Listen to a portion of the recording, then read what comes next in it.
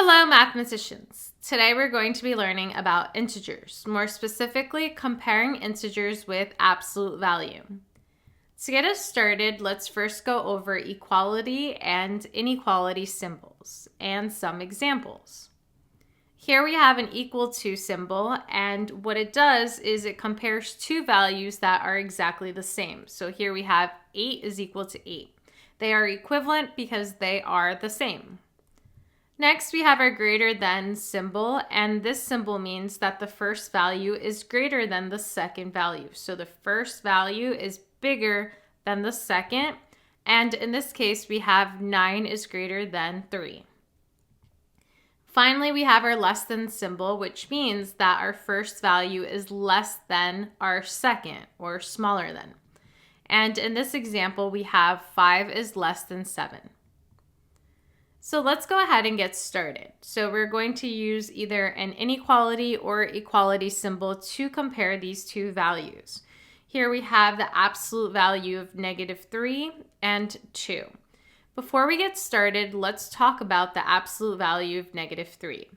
So the absolute value represents the distance a number is from 0. And -3 is 3 units from 0, meaning that the absolute value of -3 is equal to 3. So we're going to rewrite that as 3 to make it easier for us to compare. And in doing so, we're also going to graph this on our number line. So 3 is 3 units to the right of 0, because we're not plotting -3, we're plotting the absolute value of -3.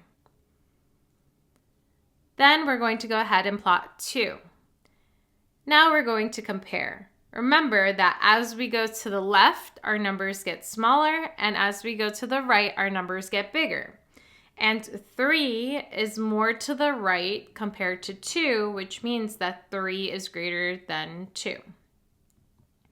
So this means that the absolute value of -3 is greater than 2. Let's move on to our next example. Here we have -2 and the absolute value of -1.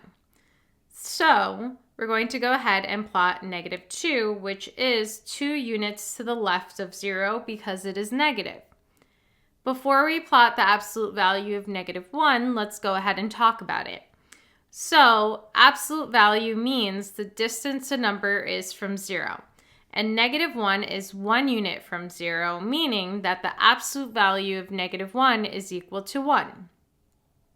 So we're going to go ahead and plot 1. Again, as we go to the left, our numbers get smaller, but as we go to the right, our numbers get bigger. So in this case, -2 is less than 1 because it is further to the left. That means that -2 is less than the absolute value of -1. Here we have another example, and our values are the absolute value of 4 and we have 5. Remember that the absolute value means a distance a number is from 0, so the absolute value of 4 is 4 because 4 is 4 units away from 0. So we're going to write 4 underneath. So we're going to go ahead and plot that on our number line. And then we have 5, which we'll also plot on our number line. Because these two values are positive, we're going to plot them on the right side of 0. Remember that our smaller values are to the left and our bigger values are to the right. And because 4 is more to the left of 5, that means that 4 is less than 5. Meaning the absolute value of 4 is less than 5. Here we have our final example. We have 3 and the absolute value of -3. And we're going to go ahead and plot 3 first. Now let's talk about the absolute value of -3. Remember that the absolute value means the distance a number is from 0.